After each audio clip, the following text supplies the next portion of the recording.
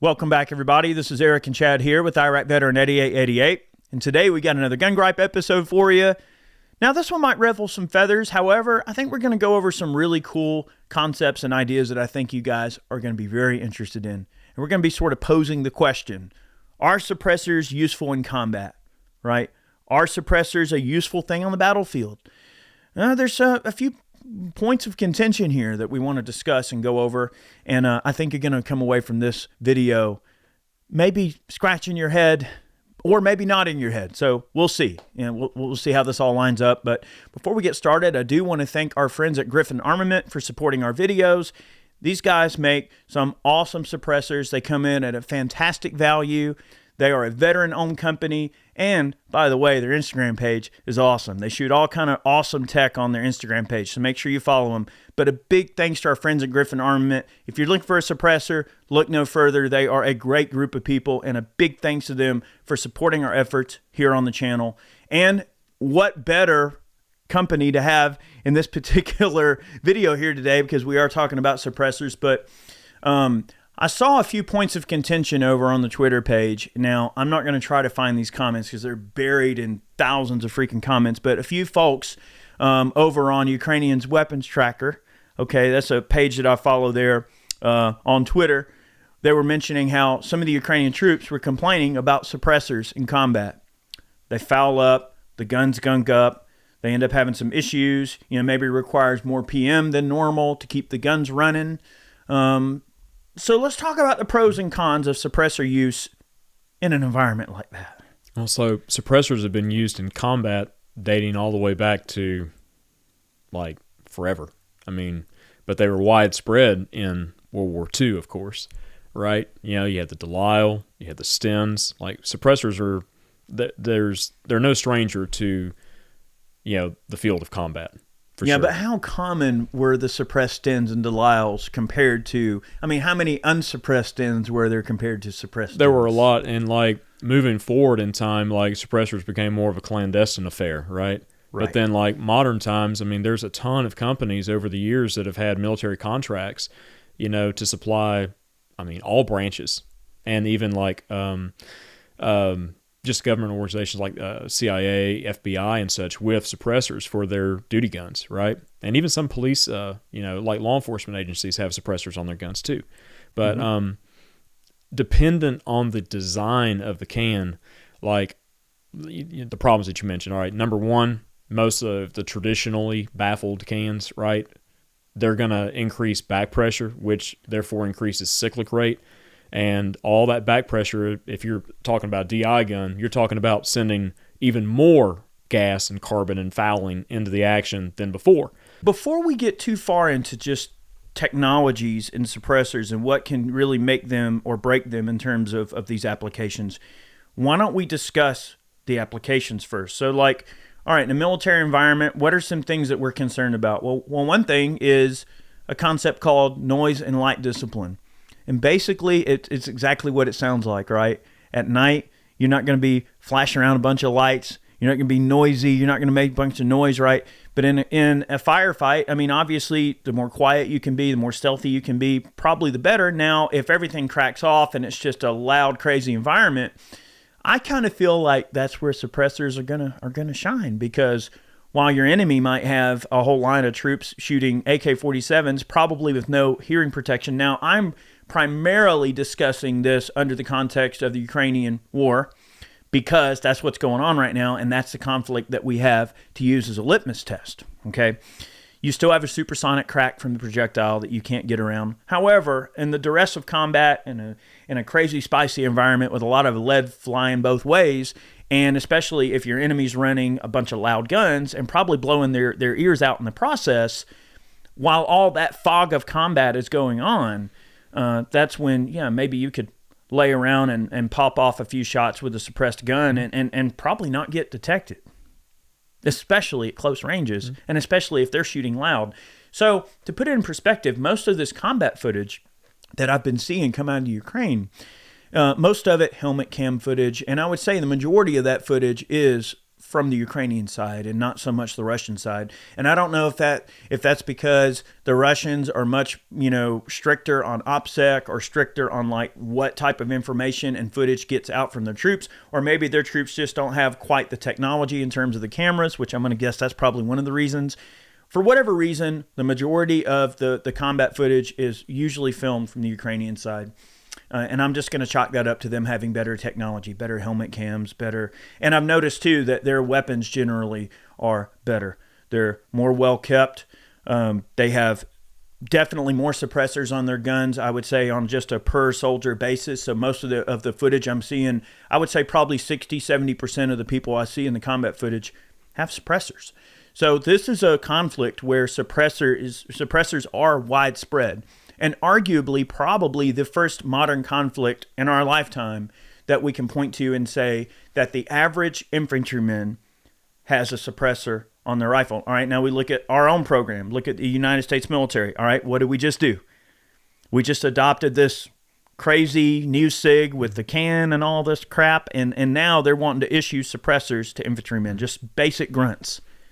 And if you would have go back to the 60s, right, back in the day, and Joe had a hard enough time keeping an M16 clean, and now you're going to go around and try to say, oh, there's this suppressor now that you have to contend with. So obviously the training that we're giving our troops now has to be better than what it was back in the day in order to give no offense, because I'm an infantryman, I'm a 11 Charlie, okay, I can say this because I am a grunt, but to give a scrub grunt a can and go, here you go, I don't know. I don't know how that's going to end for them. I don't know, but I mean, there are definite benefits to suppressor use. Like, as you mentioned, if, I guess, what would you call, I'm not a military guy, so like in a first contact situation, like where like you're trying to ambush like a patrol or something like that, if you're in the wood line, and you've got suppressed guns and you're 300 yards away, if there's a suppressed shot that fires off, it's very difficult to determine the direction that shot came from because the muzzle blast is contained mostly within the can, right? So that's one of the whole purposes, contain the sound pressure, right, and the flash coming out of that barrel.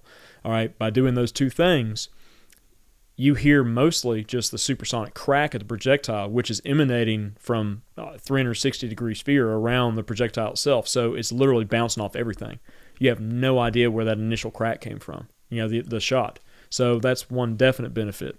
But like as I mentioned there, the flash mitigation is a huge thing too. If the can is designed well and it's used on the proper platform with good ammunition, with modern powders like low flash powders, you might get a little tiny flash out of the end of like a quality suppressor, but then like literally it soaks up all that fire coming out of there. You don't see hardly anything, even under nods. So there's definitely So again, that. Noise and light discipline. Yes, and you're absolutely. right, setting up an ambush, certainly I could see where, some determined individuals with suppressors that would certainly be in a combat situation, a force multiplier to be able to hide your position better. I mean, think about it. Back in the day when you had troops in mass formations shooting black powder rifles at each other. All right, what's going to happen? Boom, you hear a loud sound and you see a giant plume of smoke and you immediately know where the enemy is, right? Now, what was the next progression for small arms development? Smokeless powder. What does smokeless powder do? Smokeless powder gave us higher velocities, greater standoff distance, and most importantly, no smoke, right? So that fixed that problem. What's the next natural progression for keeping an infantryman safe in the field? Well, to hide your location, your sound even more, right? So it does make sense. And so there are some quirks with suppressors, regardless of the design, whether it's flow through or like a traditional old school, like K-baffle type setup or whatever you're going to run, right? There are some hang-ups and caveats to consider. And I would say one of those is going to certainly be heat, right? The cans are going to get hot. And the guns are going to run hotter. You're going to get more heat back in the action. Now, I know Chad is probably going to interject and provide a bunch of very good nerdy things to help with this. I mean, of course, adjustable gas systems, and there's many different ways we can mitigate some of those shortcomings. But at the end of the day, combat is a stressful environment and a very rapid-paced environment. And, cans get hot. right? So, you could get the crap burned out of you. You got mirage from the heat, right? These guys are suppressing AK-47s, AK-74s, whereby they're great platforms. I think the 74 is a fine gun. You start throwing a can on it, the action's loud. You probably get a lot more crap back in the action from the additional back pressure. It's probably gassy as crap, and these folks are running full auto on most of the combat footage I'm seeing. It's all full auto use. And these guys will shoot a burst out of a 74 with a can on it, and just, like, you can even see in some of the combat footage where they're like, so I could see where they would complain about suppressor use. Now, there was a situation where a lot of the Ukrainian special forces were armed with domestically produced M16s with suppressors. Now, that might make for, especially with the correct gas system and the correct setup and tuning the gun, might make for a more effective tool than trying to suppress an AK. I mean, AKs have never really been meant to be suppressed, and they've never really excelled in that role very well unless very, very specifically set up. Well, the original PBS suppressor, for the Kalashnikov platform, it was designed to kind of mitigate some of the excessive back pressure and stuff with that large blast area and stuff, and a kind of a conical aperture and all that.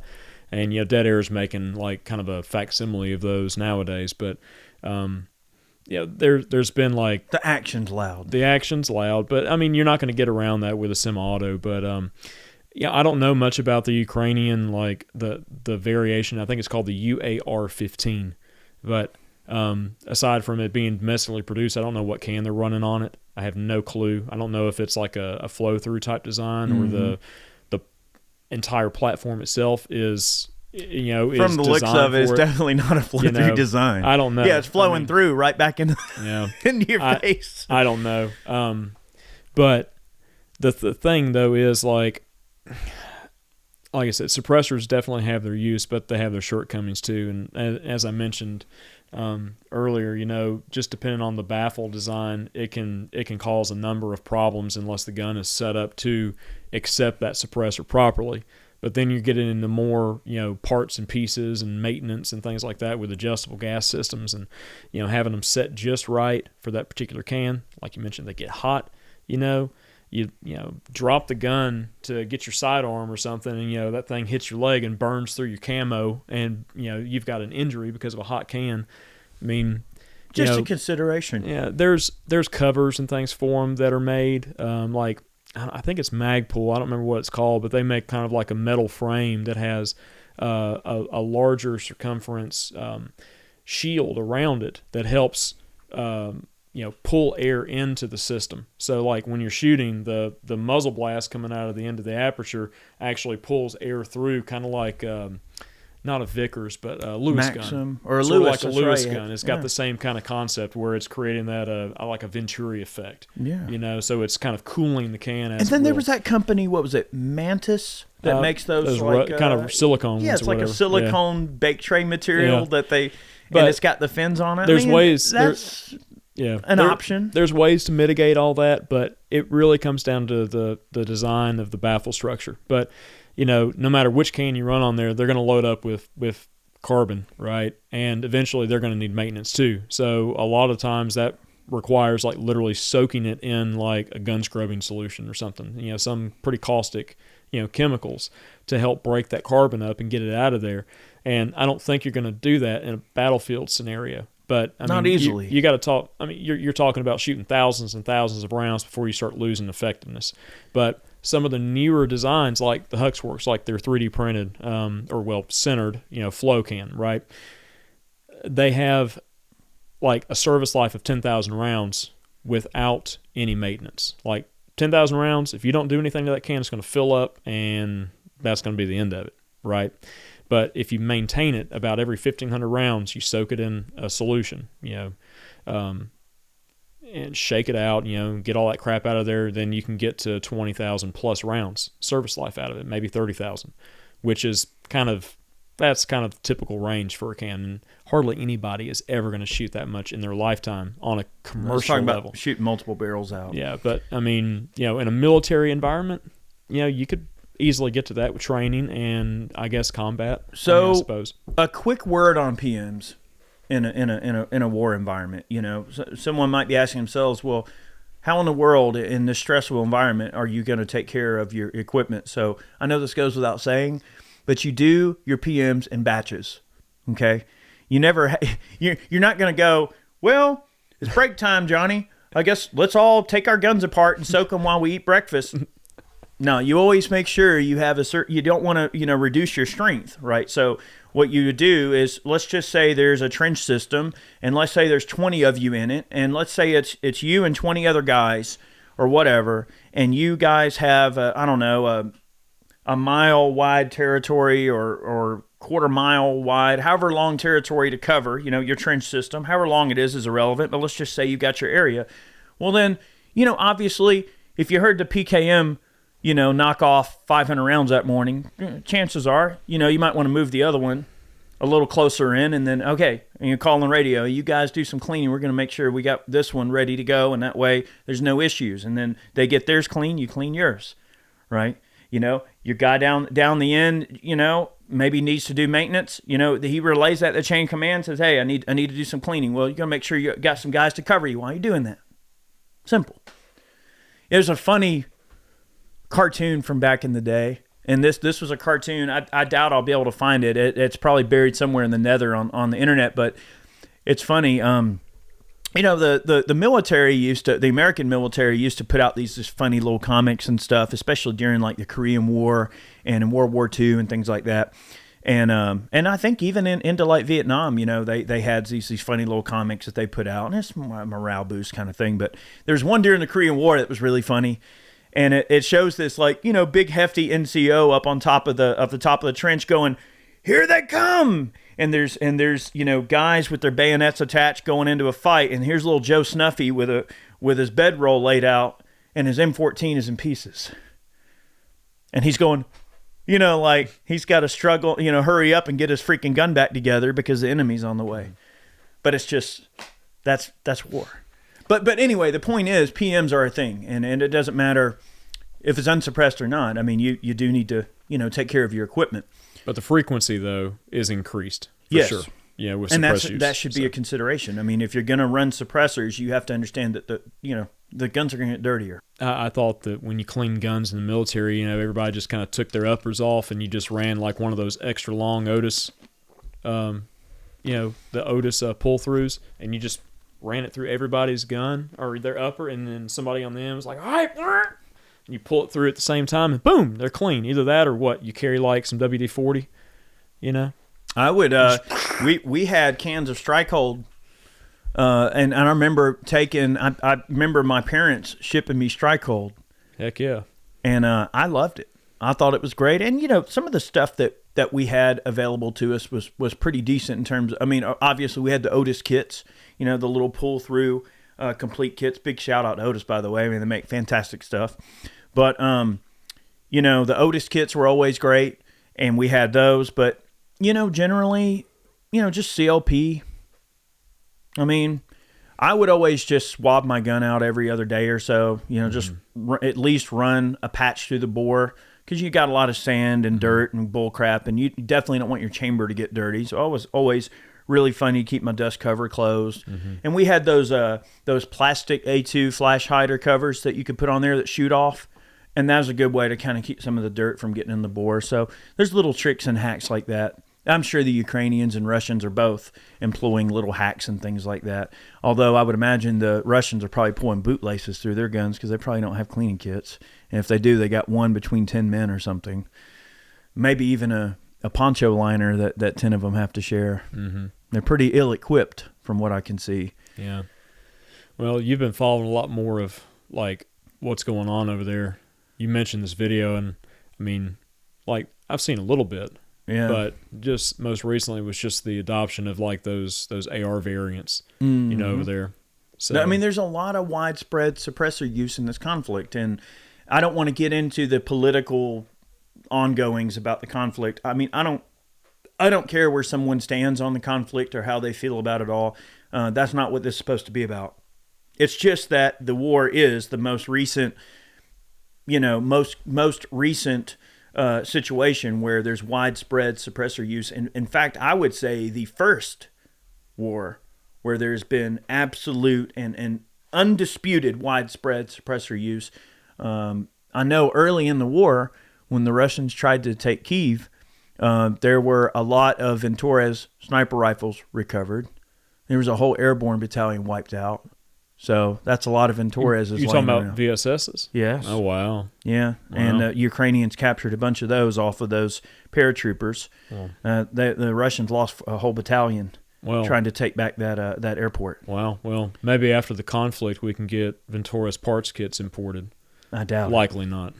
But the point is I'm not sure how much widespread suppressor use there is on the Russian side. I mean, I'm sure just like any military, modern military anywhere in the world, your special forces and your more specialized soldiers with a higher level of training, of course, are going to have access to the cooler toys, including the Venturas. And I'm sure I've seen some integral suppressed SVDs and things like that as well that are out there, you know. So both sides are using suppressors, but in the case of the Ukrainian military, I just think it's very kind of convenient and oddly convenient that whereby our doctrine has been to run suppressors on a much more direct role for just average infantrymen. Okay. I think it's funny how the Ukrainians are kind of following suit, and like a majority of the helmet cam videos I see, a lot of them are running suppressors. So I just wonder, maybe it's that the helmet cam footage I'm seeing is coming from the special forces and operators, but these guys just look like regular Joes. Like, they don't look like they would be like high-end operators. I don't know. These all look like just regular dudes. It seems to me, just like looking at it kind of from the outside, is just the proliferation of like available technology. I mean, small body-mounted cameras, even like GoPros or whatever, and even cell phones. I mean, you can stick your cell phone or whatever in there. And I don't know what the rules are with cell phone use and stuff. I read an article that some Russians were located using cell phone triangulation because they were using their phone out in the field, I guess, to try to upload a video to the internet or like look at something on the internet or whatever. But it seems it's a much easier task now to like film that kind of stuff and syndicate it out there to the masses because Starlink is over there, right? So I mean, how many of the troops have access to the internet via satellite, right? So look at all the drone footage. Yeah, I mean, a lot of times they're using drones for forward observer work, right? So they're calling in artillery strikes. They're locating enemy forces using drones. And like the Rashid Iranian drones that the Russians are using are literally like combat drones that, are basically... Those are the ones they fly into the target. They fly into the target. But in the case of surveillance and using, just collecting footage, a lot of these Ukrainians are actually... In a lot of ways, they're conducting some pretty serious training in a lot of ways. Like, they're opening the world's eyes to what these modern battlefields can really be by use of this drone footage. So you use the drone as a forward observer asset, and then you call in some airstrike or something like that, or not an airstrike, but an artillery strike, which neither side has really... been able to establish air superiority, which I find to be kind of strange, but that's neither here nor there. But an artillery strike. And then now, well, the drone's already in the air. You might as well film it and kind of see what's going on. And that's invaluable training assets later. That when you're training this newer and upcoming soldier, you can go, hey, this is what we did. Here's the radio traffic of how we called in the fire mission. Here's how we did it. Here's how we conducted it. And here's the result. Never before in the history of warfare has drones been used in such a way that an average grunt can just pull one out of their backpack and go, hey, this street over here looks dangerous. Let's throw a drone in the air real quick and have a look around, see what, and just kind of have a little angel in the sky to kind of help you out a little bit, keep you from running into a potential ambush or something. You don't know what's around the next corner. So again, between drones, suppressors, clandestine operations are always going to be a thing, but we're not talking clandestine operations. We're talking on the battlefield. I mean, like a lot of this footage I've seen, like they are literally full auto dumping at each other from 100 yards away. Like, it's just crazy. You can see bullets bouncing off everywhere. It's like, holy crap. Crap's insane. It is insane, but I wanted to kind of make this video because I feel like it's something that is a worthy talking point to talk about the pros and cons of suppressor use in the modern battlefield. I know some of our friends have some varying views about this. One is John Lovell, who, now this is a completely different, I suppose, argument, but his argument is that you should not use a suppressor on a home defense rig or something like that. You want the potential enemy to know you're there and to flee if they give. Or he may have had his mind changed recently. I did see something where he had maybe changed his mind. It's like, on well, that recently. wouldn't you want to be able to take out more of the enemy? He's like, good point. Yeah. There is something to be said about a loud and proud house gun that, like, if there are more baddies outside, they go, okay, we don't want no part of that. They hear that dog bark and they're like, out of here. So I can understand Lovell's. Maybe I need to have a chat with him, and maybe we'll do a revisit and talk about this same concept, but for home defense instead of the modern battlefield. And then maybe we could get his opinion on this subject that we discussed in this video as well. I mean, he would know. He would know. Jessica Lynch knows. I don't know anything because I'm just a what do you call me? I'm just a civvy, right? A civvy. Well, Jessica Lynch knows. But we'll be seeing. But anyway, I digress. Sorry, John. Hopefully, anyway, we'll talk later. But I think we kind of covered things well, and I wanted to kind of talk about this a little bit, and I think we covered the points. Is there something we forgot to discuss in terms of pros and cons for suppressor use, especially in these modern conflicts? Is there something we failed in? Let us know in the comment section below. Maybe we'll revisit this video if there's enough points of contention, either for or against our arguments. But they're not really arguments. They're really just more kind of laying the things out in the way we see it. And also our experience. I mean, we've shot a lot of random suppressors over the years, so we've kind of learned like what works and what doesn't. Mm-hmm. Both in technologies, a little bit here and there, can designs. Now, maybe not at the level of, dumping 200, 300 rounds out of the gun every single day in some random firefight. But I guess that would be the last point to end on. There's special cans for that purpose. There are, but I guess that would be the sort of the last thing to end this video on, would be to say that, if anything, what this shows us is that this modern battlefield situation we see in the Ukraine and such widespread suppressor use, it will in the future either make or break the idea of the concept. Maybe after the conflict, they'll go, you know what, maybe suppressors weren't all they were cut out to be. Maybe they weren't worth the trouble. Or maybe they'll do an after-action assessment down the road and go, you know what, suppressors won the day and made the difference. I think the latter will be true. I think they will. Suppressors will always make a better difference in your capabilities in that type of a situation, especially in the chaos of warfare. And then maybe there will be some better data that we can glean and talk about as to, what capabilities were increased or decreased by the use of those suppressors. Hey, we had to do more maintenance. We had to do whatever. I mean, we'll know more, I guess, when the war's over. Keep an eye on Twitter. Yeah. Take some screenshots. Let me know.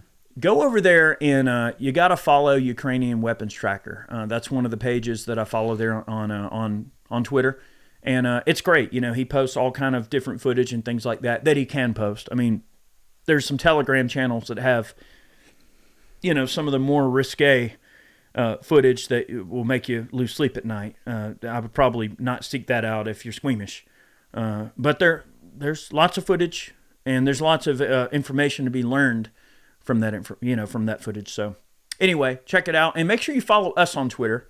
All right, Iraq Veteran 8888. I've got the Twitter deck pulled up right now. I think, it's just Iraq Veteran 8888. Make sure you follow us on Twitter. We're almost at 100,000. Help us get up to 100,000. So, again, big thanks to Griffin Armament. You guys are awesome. Thanks for supporting today's video. And look, lots more videos on the way. I really appreciate you guys watching. Have yourselves a wonderful day. You got anything else before we leave? We're good. All right. So, there it is, guys. Have a good one. Many more videos on the way, and we will see you soon. Bye-bye.